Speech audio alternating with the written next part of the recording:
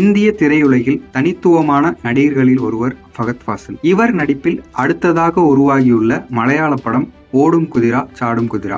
இப்படம் ஆகஸ்ட் 29 வெளியாக உள்ளது. இந்த படத்திற்கான ப்ரமோஷன் பேட்டிகளை கொடுத்து வரும் ஃபகத் சமீபத்திய பேட்டி ஒன்றில் கூறிய விஷயம் வைரலாகி வருகிறது. பிரபல மெக்சிகன் இயக்குனர் அலெஹாண்ட்ரோ இனாரிட்டோ, அமரோஸ் பெரோஸ், 21 கிராம்ஸ், பர்ட்மேன், தி ரெவனன்ட் என புகழ்பெற்ற பல படங்களை இவர் இயக்கியுள்ளார். இவர் ஃபகத் ஃபாசிலை வீடியோ காலில் தொடர்பு கொண்டு தன்னுடைய அடுத்த படத்தில் நடிக்க முடியுமா என கேட்டிருக்கிறார். ஆனால் அந்த வாய்ப்பை மறுத்துள்ளார் ஃபகத் ஃபாசில். அதற்கு காரணமாக ஃபகத் சொன்னது, இனாரிட்டோ எதிர்பார்க்கக்கூடிய மொழி உச்சரிப்பு என்னிடத்தில் இல்லை. அதை நான் கற்றுக்கொள்ள 4 மாதங்கள் அமெரிக்காவில் தங்க வேண்டும் என கூறினார்கள். அதற்கு பணமும் அளிக்க மாட்டார்கள். எனவே அந்த வாய்ப்பை வேண்டாம் என கூறிவிட்டேன். மேலும் என் வாழ்வில் நடந்த எல்லா மேஜிக்கும் இங்குதான் நடந்தது. எந்த மாற்றம் நடந்தாலும் அதுவும் இங்கேயேதான் நடக்க வேண்டும் என விரும்புகிறேன். ஒரு மாற்றத்தையோ மேஜிக்கையோ தேடி கேரளாவை தாண்டி செல்லும் தேவை இருப்பதாக நான் உணரவில்லை